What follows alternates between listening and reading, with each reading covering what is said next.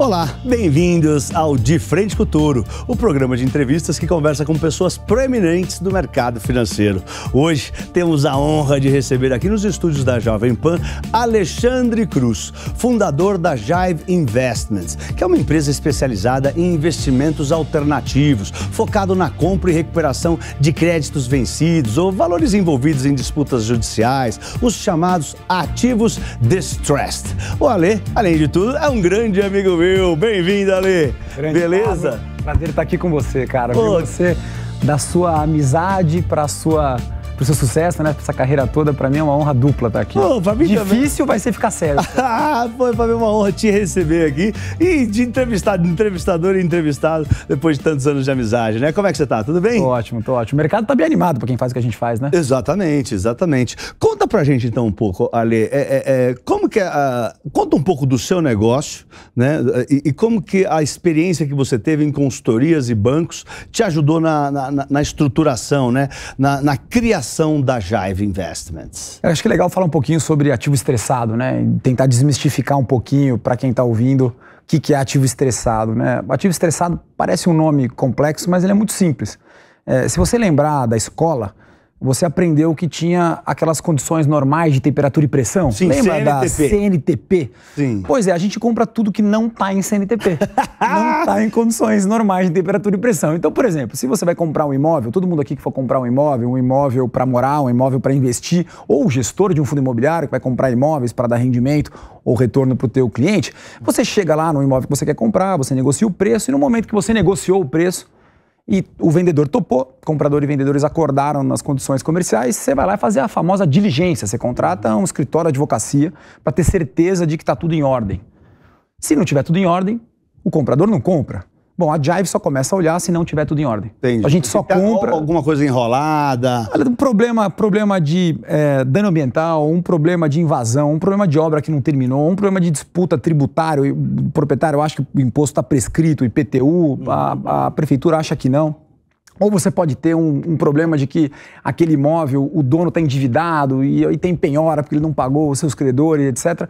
Ou seja, tem algum problema, tem que ter o ativo, tem que ter algum problema. Alguns problemas, né? E às vezes o problema está no ativo, por exemplo, uma obra que não terminou, ou um dano ambiental, como eu comentei, ou às vezes o problema está no vendedor. O vendedor não pode vender, está endividado, está com recuperação judicial, está com falência, está com as dívidas em atraso, e às vezes está nos dois. Você tem estresse no vendedor e estresse no comprador. Se for um crédito, né? Todo mundo aqui quer investir em renda fixa, vai investir em crédito, ou vai emprestar o dinheiro para um amigo, vai emprestar o dinheiro para um parente. O que você quer é que o crédito se performe, que o crédito seja pago, né? Você quer comprar créditos que venham a ser pagos. A gente começa a olhar os créditos, no caso do fundo de distress, quando o crédito não foi pago, quando uma parcela já está em atraso, quando uma disputa judicial, ela não pagou, vamos precisar renegociar. Por exemplo, o que está acontecendo hoje em dia, com bastante casos, nós estamos no recorde histórico de inadimplência, né? É mesmo? Histórico do Brasil. Começo de 2023, recorde histórico de inadimplência. Recorde histórico de inadimplência. Caramba, meu. E as disputas judiciais em geral, né? Que aí, por definição, significa que duas partes não conseguiram chegar a um acordo e precisaram ir para a justiça, demorar anos e anos, pagar bons escritórios de advocacia para tentar chegar a um acordo. E a gente ou compra essas disputas ou financia essas disputas.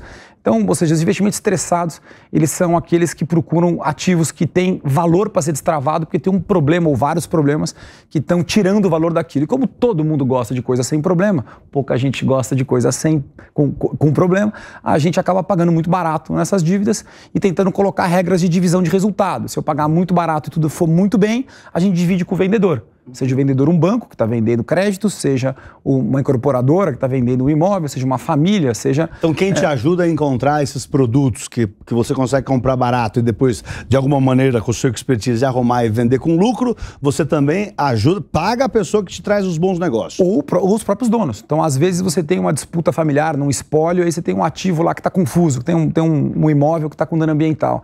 Às vezes, se o cenário não vai muito bem, então a gente traz o cenário pessimista, o cenário realista, o cenário otimista. Vamos imaginar que o o pior cenário aconteceu. Nossos clientes precisam ganhar o retorno deles. Afinal de contas, eles investiram num fundo que precisa dar o retorno prometido. Mas vamos imaginar que o cenário otimista aconteceu. Foi muito mais rápido, a gente ganhou muito mais dinheiro, gastou menos, o resultado foi enorme. A gente divide com a própria família, no exemplo. Fala, olha, se a gente ganhar, depois que nosso retorno bater o estimado, a gente divide meio a meio, por exemplo, o que passar. E nós ficamos mais felizes e eles também ficam mais felizes e indicam a gente para vários outros. E ficam também mais propensos a fazer o negócio. Exatamente. Fala, pô, vou fazer o negócio, vou dar para você, vai dar tudo certo e eu não ganho nada. Exatamente. Então também ajuda no desenrolar dos negócios. Exatamente. Que legal. E você, a Jive você criou a Jive em 2010, é isso? A gente criou em 2010, até eu falei de investimento estressado, esqueci de responder a pergunta que você me fez, né? Não, mas eu também fiz 7 perguntas no mesmo tempo. A atividade dá nisso. Então, você perguntou o que ajudou a gente a montar, né? Então, eu não fundei a Jive sozinho, eu fundei a Jive com mais 2 pessoas, o Guilherme Ferreira e o Marcelo Martins. Você conhece os dois também, gente finíssima. Você conhece os dois, amigo dos dois. Eu sou formado em economia e depois em direito, e o Guilherme é formado em direito e depois em economia. Você tem pós na FGV também. E a gente se conheceu na faculdade. Então, acho que a primeira coisa que é importante entender é que você precisa saber um pouco de direito, mas não pode saber só direito, porque senão você fica só pensando nos problemas e não nas soluções da economia real. Mas essa dupla formação ajudou muito a gente. Então você está perguntando, poxa, o que ajudou vocês a montarem a companhia? Eu acho que o fato de eu ter direito e economia, o meu sócio ter economia e direito ajudou muito, meu sócio principal, o Guilherme, a gente se conheceu na faculdade. E o Marcelo Martins, ele fez engenharia. E aí, em algum momento ali, ele entendeu que ele queria trabalhar no mercado financeiro, foi fazer MBA em Harvard, então um cara super inteligente e tudo mais. E nós 3 nos juntamos e a gente falou, bom, tem o Guilherme que tem uma retaguarda mais jurídica, mas conhece de economia. Tá. Eu tenho uma retaguarda de economia, mas também conhece de direito. E tem um cara que sabe fazer conta, porque fez engenharia, fez cálculo 4, foi fazer MBA em Harvard. Então tem um cara super inteligente que vai ajudar a gente a não fazer muita bobagem. E esse trio que começou a companhia há 12 anos atrás. E como é que vocês fazem para avaliar os ativos? Conta, sei lá, um exemplo lá. Tem um modelo, caso a caso, imagino que seja caso a caso, né? Mas também pode ter um modelo lá. Conta para o público. É um pouco das duas coisas. Você vai identificar padrões, eu vou falar alguns aqui, mas tem o lance caso a caso. Então, por exemplo, vamos dividir em três grandes atividades. Tem a atividade de imóveis. Então, pensa em imóvel com um problema ambiental. Tem imóvel que tem problema ambiental que não dá nem para pensar em comprar. Sei lá, pensa num imóvel que está com Césio 137, demora 100 anos para a natureza tirar e ainda não inventaram uma forma de resolver, não dá para comprar, o preço é nem de graça. Agora, você pensa, por exemplo, imóveis que a gente conseguiu resolver problemas menores ambientais, como, por exemplo, quando cai querosene e tudo mais. Um caminho possível é você fazer furos, né? São laboratórios que fazem furos na terra, identificam o nível de problema e falam, olha, a solução seria o seguinte, você vai ter que tirar, sei lá, 500 caminhões de terra daqui. E aí você vai na turma que fez a autuação desse imóvel, essa turma que trabalha com a parte ambiental, então os procuradores, aqui em São Paulo é a CETESB, é o órgão que regula isso, e essa é uma turma normalmente que quer resolver o problema. Então você fala, olha, eu tenho interesse em comprar aqui esse imóvel, mas eu não quero assumir a aquisição desse imóvel e trazer um risco para os meus investidores aqui antes de ter um caminho de solução. Então o que você faz? Você vai para o vendedor do terreno e fala, olha, Pablo, tem um terreno na tua família aqui que está encrencado lá, ninguém quer chegar perto, a gente brinca que está com criptonita, mata até o super-homem, né, pro ambiental. E aí o Pablo fala, pô, pois é, e aqui estou enroscado há tanto tempo na família, pô, meus parentes mais velhos aqui estão chegando no final da vida, querem monetizar alguma coisa e tal. A gente fala, olha, Pablo, é o seguinte, nós achamos que nós conseguimos comprar por esse preço, a gente acha que consegue gastar este valor para resolver o problema ambiental, vai aprovar lá com os órgãos, o promotor de justiça, o procurador do município, a CETESB e tudo mais, se for aqui em São Paulo, e a gente acha que vai gastar mais ou menos isso. E daqui 2 anos, quando isso tudo resolver, nós vamos vender o imóvel por mais ou menos isso. Esta parte é padrão. Você vai identificar qual é o tipo de problema, quanto tempo você gasta, qual o tipo de imóvel, que região de São Paulo que está, etc, etc, etc. E aí a gente fala no contrato, olha, Pablo, família Spire, se eu não aprovar o que eu estou querendo aqui, eu não compro. Então, eu faço um contrato contigo que depende dessa solução. Deu a solução, eu falo, Pablo, agora é o seguinte, aprovou. Agora nós vamos gastar o dinheiro que tem que gastar para tirar os 500 caminhões de terra, para fazer todas as aprovações que tem que fazer e vamos tentar vender. Vamos imaginar que a gente vendeu por 3 vezes o que a gente imaginou. Depois que dá o retorno que a Jive quer que dê no fundo, eu divido meio a meio. Então, o que passou daquele retorno prometido, combinado no contrato, volta para a família Spire e a outra metade fica, no exemplo que eu dei aqui, com o fundo. Por que isso é legal? Porque o pequeno investidor pode investir porque isso é tão pulverizado e tem essa proteção de retorno mínimo, vamos chamar assim, entre aspas, tá? O risco existe, mas como você tem algo muito pulverizado, você consegue repetir esse padrão de precificação, mas sempre tem que olhar o caso concreto. Então, ao mesmo tempo você tem padrão e ao mesmo tempo você tem alguma coisa que é só daquele caso. E a gente conseguiu, o ano passado a gente investiu 3 bilhões e 200 milhões de reais. Então, ou seja, é muita coisa que você consegue repetir em padrões e ao mesmo tempo você tem que criar um pouco de boutique ali dentro, porque se é um imóvel específico, que tem uma aprovação específica ou que tem um comprador, um tipo de comprador muito específico, você precisa trabalhar com parceiros do mercado locais, corretores locais que vão ser especialistas naquele ponto, ou se é um dano ambiental muito específico, você precisa saber qual é o laboratório que tem mais vantagem ali. Então, você mistura padrão com boutique, né? Um pouco de escala com um pouco de tailor-made ali. E você acaba sendo algo benéfico para a sociedade, porque esses ativos iam ficar... Quem que ia arrumar esse problema? Quem que ia ir lá resolver, comprar um negócio com risco, arrumar, levar, tirar os 500 caminhões de terra, né? Ou ir lá furar para ver se tem, sei lá, né? Acaba sendo algo muito positivo para a sociedade, né? Pablo, você acabou de resumir aqui como é que a gente retém talento. Porque no final das contas... não só nesse exemplo, mas pensa num empresário, numa empresária que, passou pelo Covid, que foi uma tragédia, e além da tragédia humanitária, de um dia para o outro, tudo fechado. Shopping fechado, estrada fechada, rua fechada e tudo mais. Nem a empresa mais preparada tinha caixa para aguentar uma queda de faturamento tão grande. Imagina uma empresa pequena, né? Se você não compra, não tem quem compre os créditos baratos e renegocia os créditos, muitos desses empresários e empresárias, essas empresas não conseguem retomar ao sistema bancário, voltar a ter crédito, né? Se você pensa em ação judicial, ela entope o judiciário, um monte de ação judicial que é igual, parecida, mesma causa de pedir, mesmo tipo de caso. Se você pensa no imóvel, então, mais ainda, você fica passando ali na frente, aquele imóvel lá está parado na sociedade, gerando custo e tudo mais, gerando risco e tudo mais. Então, não fosse isso, a gente não teria o investimento do Banco Mundial. Então, o Banco Mundial tem um braço de investimentos que chama IFC, ou IFC, e eles investem com a gente já há 4 anos. Que legal. E a explicação deles é essa, no site deles é público lá, ifc.org, quem quiser olhar. É isso, né? Investimentos em distress, não só a Jive, mas outros gestores no mundo inteiro que fazem isso, eles no final provêm liquidez. Principalmente em momento de crise, como agora, que a gente tem juro alto, teve guerra da Ucrânia, logo depois de um Covid, essa combinação horrorosa que a gente não tem aí muita perspectiva, juros subindo no mundo todo, e tudo mais. O fato é falta de liquidez. A empresa quebra por falta de liquidez, a família passa fome por falta de liquidez, o judiciário é lento, e dentre outras coisas, porque tem excesso de ação judicial. Então, se você pode prover liquidez, no final você acaba funcionando um pouquinho como um amortecedor. Claro. Então, você consegue fazer com que tenha menos estrago, menos quebra de empresa, empresas mais recuperam, famílias conseguem monetizar. Se você der financiamento, se você der dinheiro, se você der liquidez para ativos que têm pouca liquidez e ainda resolve essas confusões. Tem uma coisa muito legal, a gente estava falando sobre falar coisas atemporais, né? Porque eu sei que isso aqui fica no Panflix aqui, então coisas atemporais. Olha que interessante.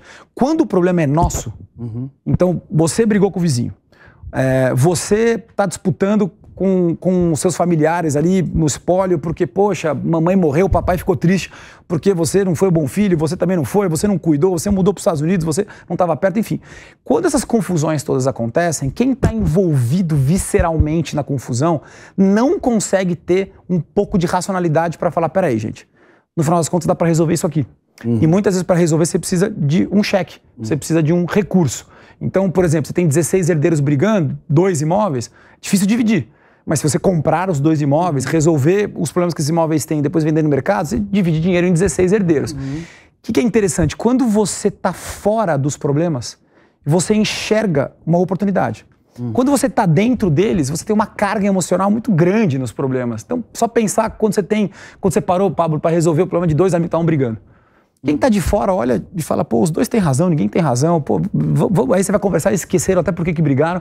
Ou seja, simplesmente você está de fora. E obviamente tem um mandato e ter recurso financeiro, inteligência para resolver os problemas, você enxerga racionalidade, enxerga oportunidade onde os outros estão visceralmente envolvidos, estão tão envolvidos emocionalmente que você não consegue enxergar uma solução para aqueles problemas. Então tem esse lance de você não estar envolvido, estar de fora, fica mais fácil de trazer razão, racionalidade para o processo. Sem dúvida, sem dúvida. E você comentou de recuperação de crédito, né? Que é algo bastante complexo. Obviamente, senão você não seria esse destaque nesse ramo como vocês são, como a Jive Investments é. E como é que funciona? Como é que vocês trabalham essa recuperação de crédito? Vocês têm uma equipe de cobrança de advogados, vocês contratam terceiros. E o que vocês têm que os bancos não têm? Porque vocês são melhores que os bancos no que vocês fazem. Conta pra gente qual que é o segredo da Jive para ser tão melhor do que os bancos. É o segredo que continua sendo construído, né?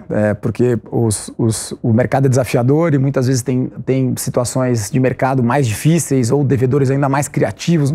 E tem fraudes também, muito que vão ficando novas, vão usando criptomoedas e tal. A gente está tentando se reinventar aqui para ir atrás da cobrança, né? Mas acho que em primeiro lugar começa antes de comprar.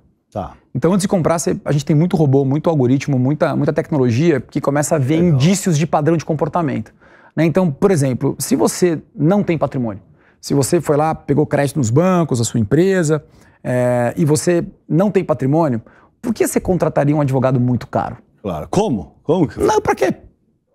Peraí, eu não tenho nenhum dinheiro, mas estou aqui contratando o melhor advogado do país, por uma fortuna. Para proteger o quê? Se você não tem dinheiro, fica meio incompatível, né? Então, estou dando um exemplo bem banal aqui, mas tem uma série de comportamentos que você, antes de comprar, consegue identificar como indícios de que aquilo ali pode ser um bom negócio. E você tem uma grande, longa categoria de tipos de devedores e você tem dois extremos. O devedor ou a devedora ultra correto e que tomou decisões que na época pareciam certas, e no Brasil, assim, você é empresário aqui, a turma que está aqui envolvida na Jovem Pan é empresária e tal. É difícil empreender no Brasil, é difícil ser empresário no Brasil. A regra muda, infelizmente a gente ainda não tem muita segurança jurídica e tudo mais, muitos impostos, tudo muito difícil. E às vezes você toma decisões que depois não deram certo e você acaba não conseguindo pagar suas contas. Então esse é um tipo de devedor.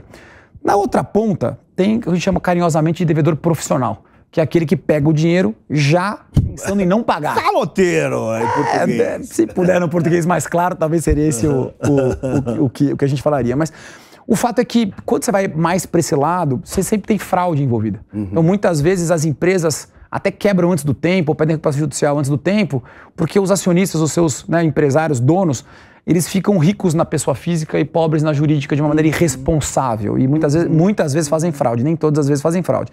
E aí quando você tem esse espectro todo, o primeiro tem um padrão de comportamento muito simples. Ele vem para falar com você. Ele quer resolver, quero resolver, pagar, pelo amor de Deus. Abre assim o kimono e fala, olha, eu quebrei mesmo, que eu tenho isso aqui e tudo mais e tal. O outro, ao contrário, você fala com um arsenal de pessoas diferentes, de advogados, advogadas, assessores e tudo mais e tal.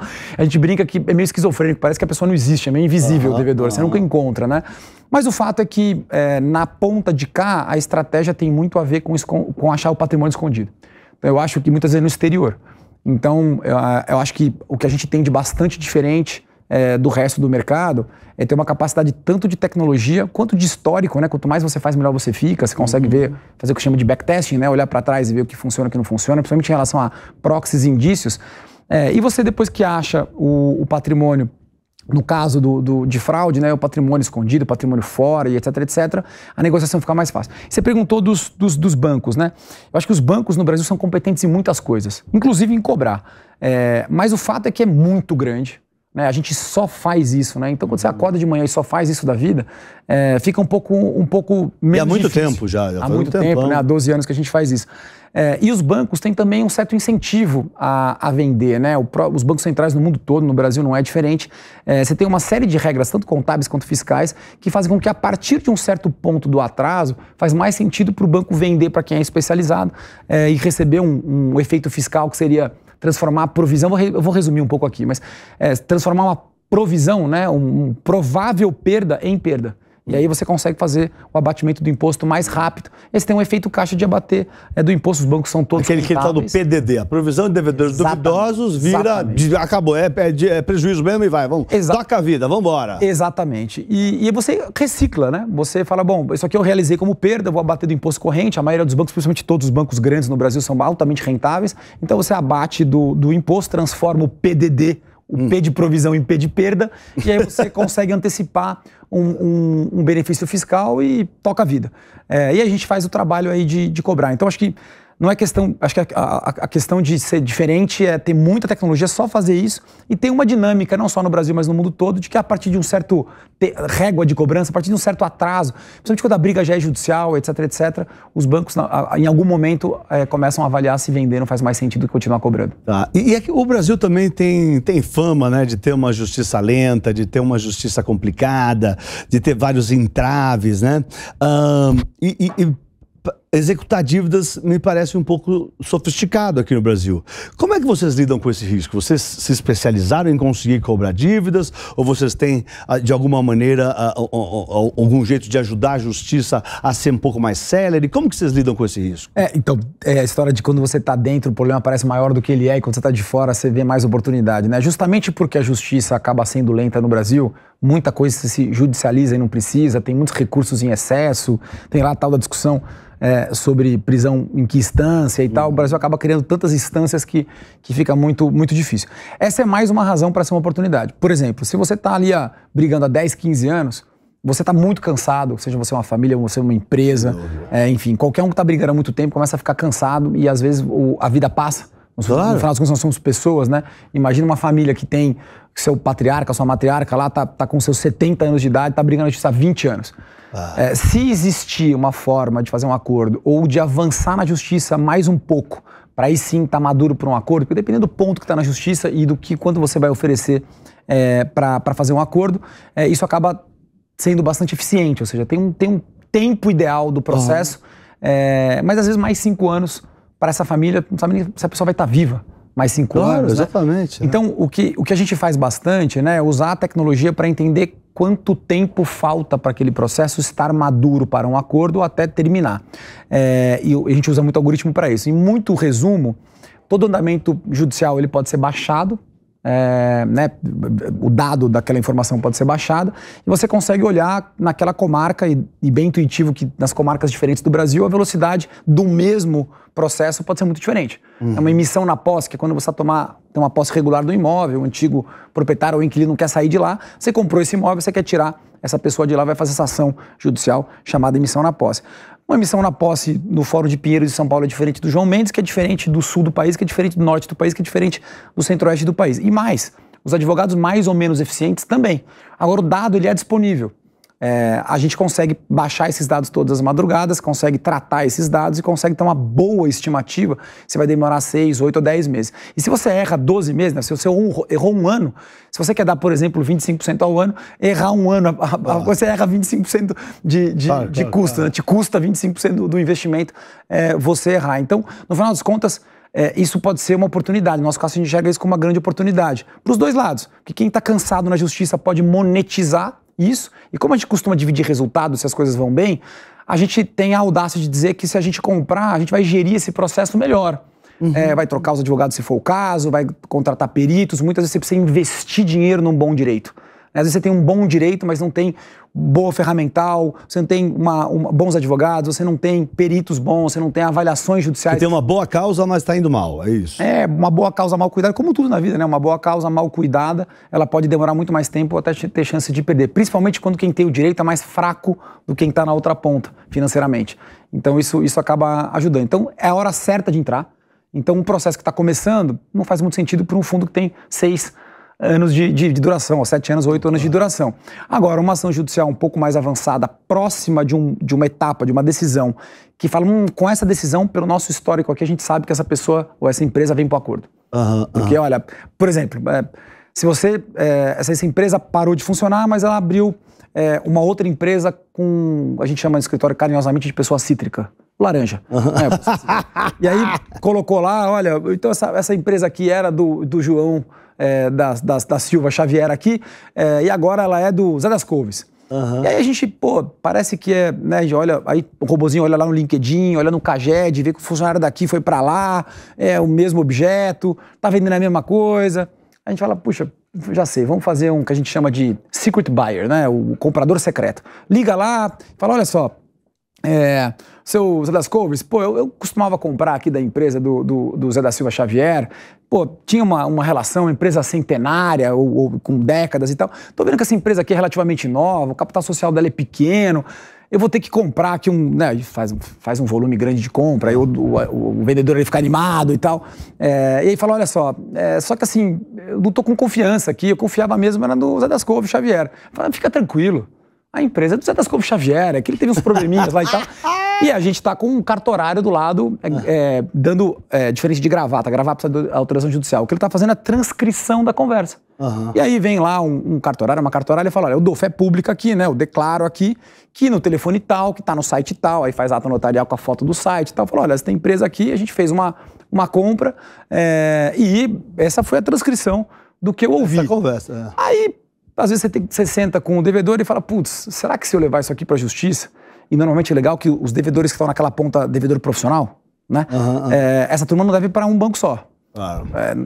Esse negócio de pegar dinheiro e não pagar, por um momento parece valer muito a pena, né? Porque dá retorno alto. Você não paga, aqui todo mundo paga seus empréstimos com juro, né? Então, costuma ser um comportamento comum pegar dinheiro em 4, 5 bancos. E não pagar nenhum. E não pagar nenhum. Já que vai fazer o golpe, já dá um golpe. Já que vai fazer, faz bastante, né? E aí, quando você tem uma prova maior, você sempre fala, puxa, olha só, eu paguei barato na sua dívida. Eu posso te oferecer, portanto, um desconto ainda bom, um parcelamento bacana, etc. Mas olha, tem umas provas aqui que se eu levar no processo, tornar isso público, pô, vai ter uma fila de credor aqui atrás de você. Você não acha melhor fazer um acordo? Sabe o que acaba acontecendo? Muitas vezes a gente fica parceiro, depois de uma certa fricção no momento que a gente se conhece, esse devedor ele fala, pô, quer saber? Você quer comprar as outras dívidas também? Olha, e a gente faz um acordo mais ou menos nesses parâmetros, e aí tem alguns investidores, alguns devedores nossos que viram investidores depois, que voltam a operar no mercado, porque quando você tem... O cara quer ter você do seu lado, o cara tá do outro lado, eu me ferrei, o cara do meu lado. No fundo, ele gasta muito dinheiro mantendo estrutura, principalmente quando o patrimônio é fora, etc, etc. E um monte de ação judicial e nada no seu imposto de renda pessoa física, né, que é esse padrão, porque normalmente você é avalista das operações quando você toma empréstimo no banco, por isso que te pedem qual é o seu regime de casamento, te pedem o seu IR quando você vai pegar um empréstimo na sua empresa. Uhum. O fato é que você pega dinheiro caro depois. Vai pegar dinheiro em factoring, dinheiros mais caros, porque você vai analisar a sua ficha, você não tem nada no seu nome. As empresas, tem 3, 4 empresas que foram quebrando um monte de ação judicial de cobrança. Então, no final do dia, você começa a conversar e fala, será que vale a pena você continuar assim? Não é melhor a gente limpar o seu nome e você voltar a operar? E sempre isso em parceria com os bancos, em parceria com os credores. Acho que a nossa característica, a gente se deu bem, acho que na nossa história até agora, porque a gente tem uma cultura de transparência. E deixa eu te perguntar, hoje você tem quantos investidores? 1.500 investidores, é isso? Em torno? Family Office sim, mas acho que são mais ou menos 150 mil. Como é que quem está em casa e quer investir nos fundos da Jive Investments, até você que está aí, veja a rentabilidade, são rentabilidades esplêndidas. Como é que quem está em casa investe com você? Olha, eu tenho muito orgulho de dizer que a gente conseguiu fazer pela primeira vez que o pequena investidora pudesse investir nesse tipo de ativo, né? A gente tinha uma dificuldade, um obstáculo, vamos chamar assim, que era uma limitação dos reguladores para o pequeno investidor, para o investidor qualificado, que a gente chama, né? E a gente conseguiu, em parceria com a XP, conseguir fazer o primeiro fundo para investidor qualificado de distress. Né? Então, nosso número de investidores já saltou aí para algumas dezenas de milhares. Né? Aí então, de pessoas físicas. Exatamente. A gente pretende fazer mais um lançamento em breve, mais uma oferta em breve. Então eu acho que aí, nas próximas semanas, se ficar de olho no seu assessor, a gente vai poder, a sua assessora, a gente vai poder investir. Hoje o fundo tá fechado para o pequeno investidor, mas em algumas poucas semanas a gente vai abrir. Vai lançar um novo fundo para o investidor, pessoa física, poder acessar nosso tipo de trabalho. Muito legal. E aí ele vai pela XP ou vai no Jive Investments? Vai na XP, procura Jive, vê lá o fundo que está aberto. Exatamente. Não perca essa oportunidade. Os fundos da Jive são rentabilidade, muito boas. Ô, Ale, nós estamos chegando no fim aqui da nossa conversa, então, para o pessoal conhecer, a gente falou bastante da Jive, dos investimentos, da rentabilidade boa, mas a gente quer, para o pessoal de casa, conhecer um pouco do Ale. Então, é uma parte da nossa conversa que chama Bate-Touro. Então, fala uma palavra e você fala o que vem na sua cabeça. Tá bom. Vamos lá? Tá pronto? Super. Então, vamos lá. Conta pra gente, Ale. Um ídolo. Ayrton Senna. Ayrton Senna, do Benchimol. Um monte de gente que vem aqui e fala isso aí, é meu também. Uma viagem. Mykonos. Oh, Mykonos é demais! Eu entrevistei um grego aqui semana passada que respondeu Mykonos também, que eu vou pra lá, tô indo pra lá. Um sonho. Tornar a Jive a casa de investimentos alternativo mais admirada do Brasil. Que legal, vai dar. Ó, essa é difícil aqui, ó. Um erro para não ser repetido. A gente precisa se divertir no processo. Quando a gente cresce demais, a gente tem uma frase na empresa que chama enjoy the run. Quando você enjoy pouco e run muito, quando você se diverte pouco e corre muito, perde o propósito. Então acho que o grande aprendizado é se divirta o mesmo tanto que você corre. Não dá pra correr demais, nem se divertir demais. Tem que ser equilibrado. Muito legal isso aí mesmo. E ó, um guru, não é o ídolo, um guru. Howard Marks, eu vou explicar por quê. Esse cara fundou a Oaktree, que é como se fosse uma Jive global. Tá. E ele fez um negócio em 1990, Pablo, que isso aqui devia bater na cabeça de todos os gestores e gestoras do mercado financeiro. Em 1990, ele pegou mais de uma centena de gestores, 1990, faz bastante tempo, e ele colocou todos os retornos.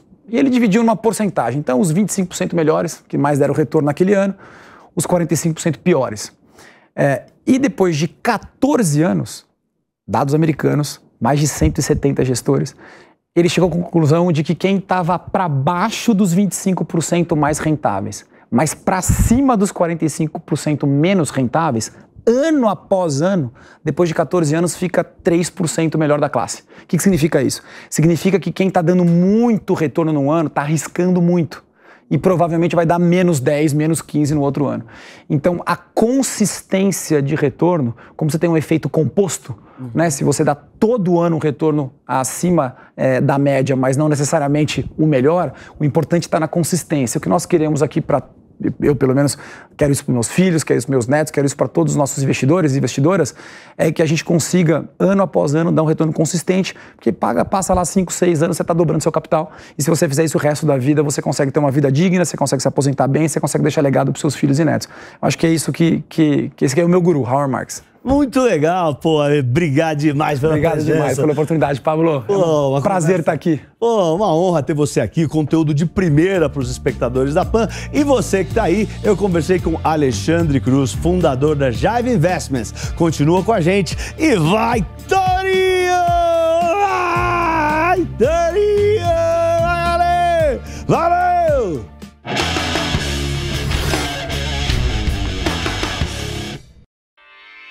Realização Jovem Pan News.